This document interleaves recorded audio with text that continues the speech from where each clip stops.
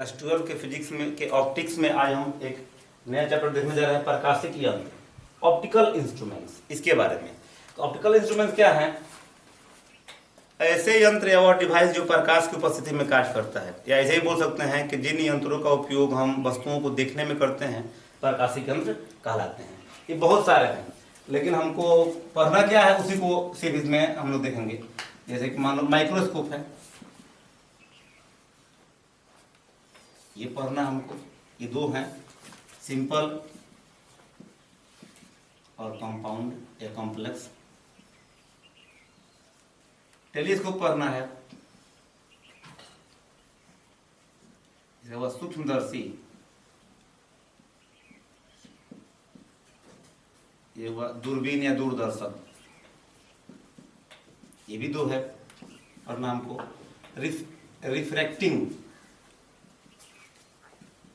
Reflecting telescope और reflecting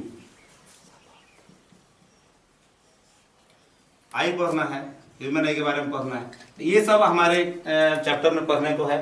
अब देखते हैं, इसके शुरू करेंगे हम माइक्रोस्कोप से, लेकिन इसके पहले कुछ बातों को देख लेते हैं जो कि इसमें आवश्यक है काफी। दर्शन कोण, देखिए माइक्रोस्कोप का मतलब हुआ कि छोटी वस्तुओं को देखने के लिए। सूक्ष्म वस्तुएं दिखाई दे नहीं रही हैं, है ना, तो हम कैसे देखेंगे? तो ये ऐसा यंत्र है कि जो सूक्ष्म वस्तुओं को देखने में क्या करता है, सहायता करता है। ये वस्तुओं का आकार नहीं बड़ा कर देता है, विजुअल एंगल को क्या करता है, बढ़ा देता है। ये क्या है, दूरदर्शक या टेलीस्कोप जो है दूर स्थित वस्तुओं को देखने के लिए क्या आता है। दूर स्थित वस्तु तो ऑलरेडी बड़ी होती हैं, जैसे कि चंद्रमा है, सूर्य है, ये सब बड़ी हैं। इनको देखने के लिए क्या करता है, निकट ला देता है वस्तु को, उसके इमेज को। तो देखते हैं एक एक करके। इसमें पहला पॉइंट देख लेते हैं, दर्शन कोण है। ये काफी इंपॉर्टेंट है, इसी पर सब डिपेंड है। दर्शन कोण, विजुअल एंगल। किसी वस्तु द्वारा नेत्र पर आंतरिक कोण को क्या कहते हैं, दर्शन कोण कहा जाता है। किसी वस्तु द्वारा नेत्र पर आंतरिक कोण को दर्शन कोण कहा जाता है। दर्शन कोण कहा जाता है। देखेंगे ध्यान से। मान लीजिए कोई वस्तु है, ये क्या है, मनोनेत्र। इमेज कहाँ बनता है, रेटिना पर। इधर क्या होते हैं, नर्व्स होते हैं, इन्हीं पर रेटिना बनता है, और ये इसकी सूचना कहाँ तक जाती है, मस्तिष्क जाती है। इसको हम लोग आगे डिटेल्स में पढ़ेंगे। तो इसके द्वारा जो ये कोण बनेगा,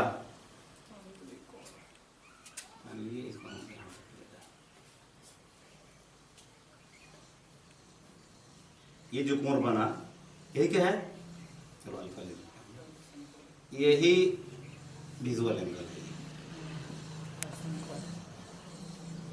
अब ये देखना है, वस्तु के जैसे हम दूर जाएंगे या वस्तु को जैसे हम दूर करेंगे तो क्या होगा, कोण का मान क्या होगा, घटेगा, जिस कारण वस्तु क्या दिखाई देगी, छोटी। अब वस्तु को जैसे ये अगर हम इसको और पीछे लेके जाएं तो कोण क्या होगा, छोटा कम बनेगा, जिस कारण ये छोटी दिखाई देगा। नजदीक लेके आए तो क्या हो जाएगा, ये बड़ी दिखाई देने लगेगी। लेकिन 25 सेंटीमीटर से अगर और नजदीक लेके आएंगे तो स्पष्ट दिखाई नहीं देगी, क्योंकि स्पष्ट देखने की न्यूनतम दूरी जो है वो लिस्ट डिस्टेंस कितना होता है, 25 सेंटीमीटर होता है। 25 सेंटीमीटर न्यूनतम दूरी, और अधिकतम दूरी क्या होती है, अनंत मानी जाती है। कोई पूछता भी है ये। तो अगर इसी वस्तु को हम मान लीजिए कि हमने लंबाई हुई है AB, इसको अगर हम यहाँ पे कर दें तो अब देखिए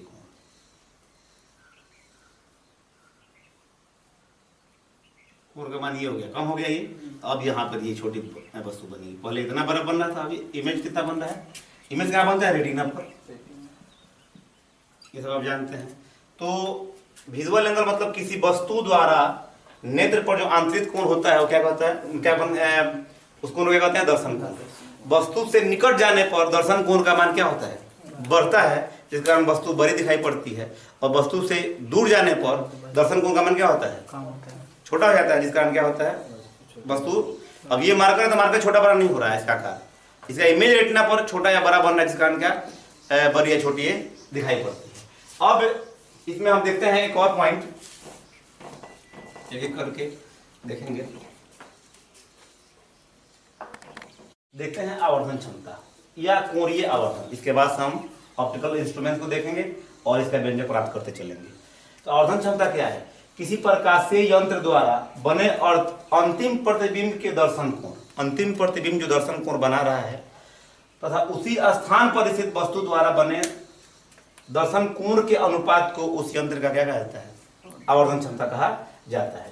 जैसे देख लीजिए, अगर एक लेंस है ये या सूक्ष्मदर्शी है ना, ये वस्तु है, इसका प्रतिबिंब अगर यहाँ बना, इसके द्वारा जो ये कोण बन रहा है, मान लीजिए बीटा बना है इस लेंस के द्वारा, और इस वस्तु द्वारा अगर इतना ही दूरी पर, मान लीजिए डी दूरी है, और डी दूरी पर ही ये वस्तु रखी जाती, ये वस्तु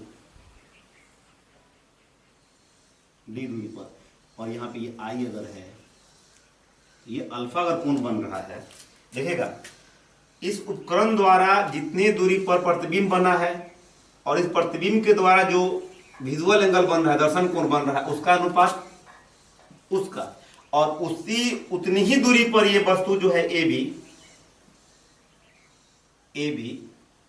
इसके द्वारा बने दर्शन कोण के अनुपात को कोणीय आवर्धन कहा जाता है। क्या कह रहा है कि अंतिम प्रतिबिंब द्वारा बने दर्शन कोण तथा उतनी ही दूरी पर स्थित वस्तु द्वारा बने दर्शन कोण के अनुपात को कोणीय आवर्धन कहा जाता है। याद रखेंगे। तो ये कितने काम करेगा इस सूक्ष्मदर्शी में, क्योंकि यहाँ पे वस्तु की दूरी और प्रतिबिंब की दूरी पहले देख लेते हैं। मान लिया हमने माइक्रोस्कोप लगा दिया, हमने वस्तु को देख रहे हैं, जितना दूर प्रतिबिंब बन रहा है और जो कोण बन रहा है उसको हमने ले लिया, फिर उतने दूर वस्तु देख कर रख करके देख रहे हैं कि अब कितना कोण बन रहा है, और दोनों का अनुपात निकालेंगे तो इसे क्या कहेंगे हम? आवर्धन क्षमता, एक कोणीय आवर्धन। लेकिन ये टेलीस्कोप में नहीं हो पाएगा इस तरह से, क्योंकि समान दूरी टेलीस्कोप में नहीं होगी। इमेज जहां बन रहा है वहां तक हम वस्तु को खींच के नहीं ला सकते हैं, तो इस वस्तु को, है ना। तो ये क्या हुआ, देख लें एक बार आवर्धन क्षमता, इसको m द्वारा लिखते हैं। तो आवर्धन क्षमता बराबर किसी यंत्र द्वारा वस्तु के अंतिम प्रतिबिंब द्वारा बने दर्शन कोण तथा उतनी ही दूरी पर स्थित वस्तु के द्वारा बने दर्शन कोण के अनुपात को आवर्धन क्षमता कहा जाता है। देखते हैं अब थोड़ा माइक्रोस्कोप के बारे में, सरल सूक्ष्मदर्शी के बारे में। सूक्ष्मदर्शी में हम सूक्ष्मदर्शी पढ़ने जा रहे हैं। सूक्ष्मदर्शी प्रकाशीय यंत्र में पहला पढ़ रहे हैं हम लोग सूक्ष्मदर्शी। सूक्ष्मदर्शी माइक्रोस्कोप वह प्रकाशीय यंत्र जिसके द्वारा वस्तु को क्या सूक्ष्म वस्तुओं को देखने के लिए क्या किया जाता है, उपयोग किया जाता है, सूक्ष्मदर्शी कहलाता है। वह प्रकाशीय यंत्र जिसका उपयोग सूक्ष्म या छोटी सूक्ष्म वस्तुओं को देखने में होता है,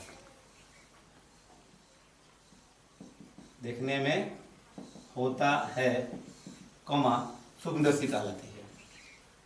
सूक्ष्मदर्शी कहलाती है, मतलब छोटी वस्तुओं को देखने में। ये छोटी वस्तुओं को बड़ा नहीं करेगा, उसके इमेज को क्या करता है, दर्शन कोण को बढ़ा देता है ये प्रकाशीय यंत्र। इस कारण वस्तु क्या दिखाई देती है, बड़ी दिखाई देती है। और टेलीस्कोप क्या करता है, नजदीक कर देता है इमेज को उसके, ये ऑब्जेक्टिव में आ सकता है। तो देखिए ये दो प्रकार के हैं, कौन कौन? सरल सूक्ष्मदर्शी, सिंपल माइक्रोस्कोप,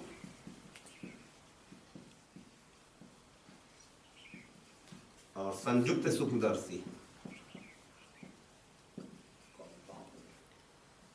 सूक्ष्मदर्शी कंपाउंड या कॉम्प्लेक्स, कंपाउंड माइक्रोस्कोप। तो आज हम पहले इसको पढ़ेंगे, इसका डिफिनेशन पढ़ेंगे, बनावट पढ़ेंगे और आवर्धन क्षमता का इसमें व्यंजक प्राप्त करेंगे। तो देखते हैं पहला क्या है, सरल सूक्ष्मदर्शी के बारे में। सरल सूक्ष्मदर्शी, सूक्ष्मदर्शी सिंपल माइक्रोस्कोप। ये क्या है, यह कम फोकस दूरी वाला एक उत्तल लेंस होता है, याद रखिएगा। कम फोकस दूरी वाला उत्तल लेंस, कम फोकस दूरी वाला उत्तल लेंस कौन लिखेंगे? सरल सूक्ष्मदर्शी एक कम फोकस दूरी वाला उत्तल लेंस है जिसमें फोकस दूरी के अंदर स्थित वस्तु से आवर्धित और क्या कैसा प्रतिबिंब बनता है? सीधा प्रतिबिंब बनता है। लेंस में आपने देखा होगा इमेज फॉर्मेशन। अगर हम उत्तल लेंस में क्या करें? उत्तल लेंस एक ऐसा लेंस है कि जिसमें वस्तु से सीधा बड़ा है ना, सीधा उल्टा बड़ा वस्तु के बराबर और वस्तु से छोटा प्रतिबिंब बनता है। अगर यहाँ पे इसकी फोकस दूरी है, यहाँ पे अगर हम एक वस्तु रखते हैं है ना, ये प्रकाशीय केंद्र है, ये प्रकाशीय केंद्र O, इससे आने वाली प्रकाश किरण इसके F से होकर गुजरेगी इधर, और ये जो जाएगी प्रकाशीय केंद्र O से वो सीधे निकल जाती है। दोनों क्या बन रहे हैं? दूर जा रहे हैं, है ना। इसको अगर हम पीछे की तरफ बढ़ा दें, देखिएगा ठीक से, तो क्या होगा? वस्तु का प्रतिबिंब बनेगा, यहाँ बन रहा है ना, सीधे बना नीचे बना इसको हटा देते हैं। देखिए लिखेंगे कि सरल सूक्ष्मदर्शी कम फोकस दूरी वाला एक क्या होता है? उत्तल लेंस होता है जिसमें फोकस दूरी के अंदर स्थित वस्तु का सीधा आवर्धित प्रतिबिंब बनता है, जिस कारण इसे आवर्धक लेंस भी कहा जाता है। आवर्धक लेंस कहते हैं इसको। देखिए जैसे कि मान लो ये एक उत्तल लेंस है, यहाँ पे इसका F1 है, यहाँ पे क्या है? F2 है।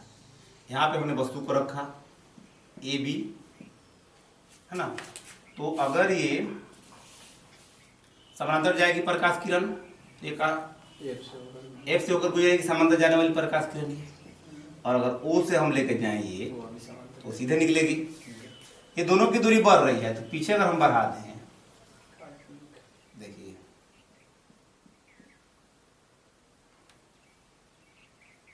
ऐसे बन रहा है इमेज यहाँ पे A डैश B डैश। तो U का मान अगर क्या है?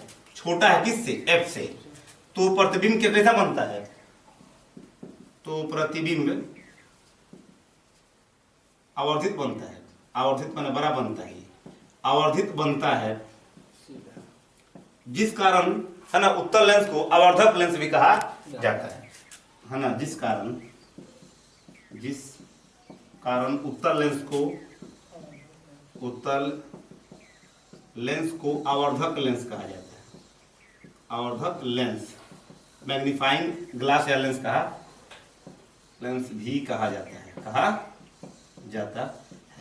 अब देखेंगे हम सरल सूक्ष्मदर्शी में, अब देखेंगे हम इसमें उत्तल लेंस में या सरल सूक्ष्मदर्शी में मैग्नीफाइंग पावर का व्यंजक प्राप्त करने जा रहे हैं। देखिए अब देखने जा रहे हैं हम लोग आवर्धन क्षमता यानी कोणीय आवर्धन का व्यंजक, किसमें? सरल सूक्ष्मदर्शी में। तो मान लेते हैं कि ये जो यंत्र है पर जो सूक्ष्मदर्शी है, देखो मान लिया कि सूक्ष्मदर्शी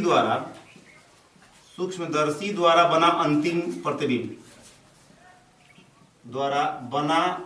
प्रतिबिंब क्या है? अंतिम प्रतिबिंब A डैश B डैश है ना, जिसके द्वारा दर्शन कोण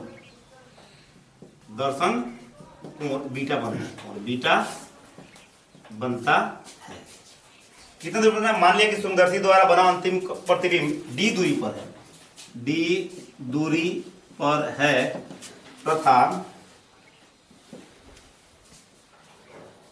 अंतिम प्रतिबिंब A dash B dash D दूरी पर A डैश B डैश है, जिसके द्वारा दर्शन कोण क्या बनता है? बीटा बनता है। अब देखो D दूरी पर ही अगर वस्तु को रख दें हम, है ना, D दूरी पर ही वस्तु को रखने पर दर्शन को क्या बन रहा है? अल्फा बन रहा है। D दूरी पर ही स्थित वस्तु AB द्वारा दर्शन कोण अल्फा बनता है। इसलिए आवर्धन क्या हो जाएगा? यहाँ पे लिख दें, इसलिए आवर्धन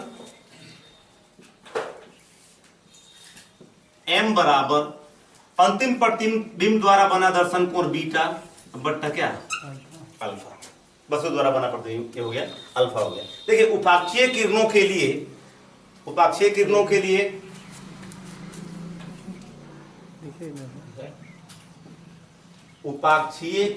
लिए कोण का मान बहुत कम होगा। किरणों के लिए क्या होगा, अल्फा बराबर होगा इक्विवेलेंट, लगभग बराबर होगा किसके, 10 अल्फा के, 10 अल्फा, तथा बीटा जो होगा वो लगभग बराबर होगा 10 बीटा के, 10 बीटा। इसलिए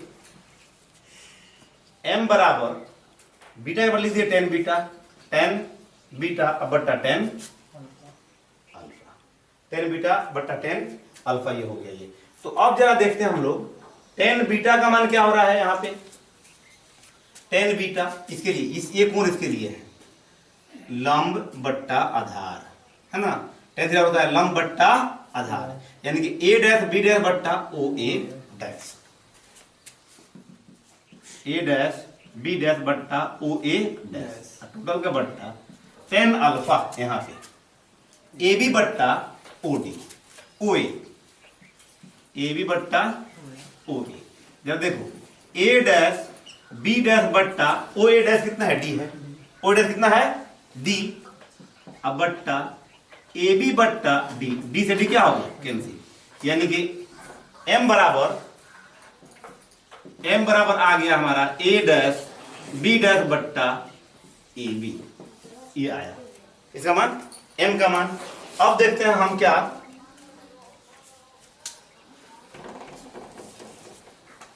इधर देखें ठीक से एक बार और समझो, आया कि हमारा आवर्धन क्षमता बराबर बीटा बट्टा अल्फा, बीटा के ऊपर 10 बीटा, अल्फा के ऊपर 10 अल्फा, 10 बीटा बराबर लंब बट्टा आधार यानी कि a डैश b डैश बट्टा d, और 10 अल्फा बराबर लंब बट्टा आधार यानी कि a बट्टा d, d से d कैंसिल हो गया, a डैश b डैश आ गया।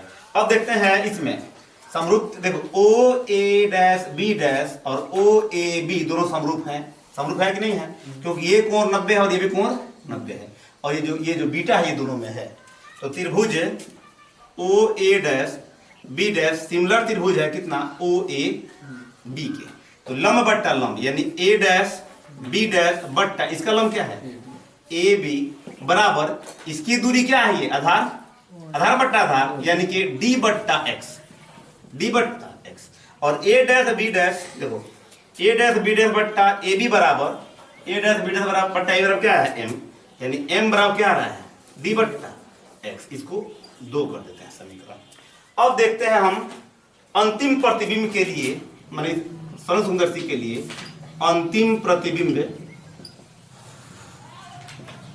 के लिए बोलिएगा वस्तु की दूरी क्या होगी, वस्तु की दूरी माइनस एक्स, इधर है ये वस्तु है ना माइनस एक्स, प्रतिबिंब की दूरी बोलिए प्रतिबिंब की दूरी बराबर माइनस डी, अब फोकस दूरी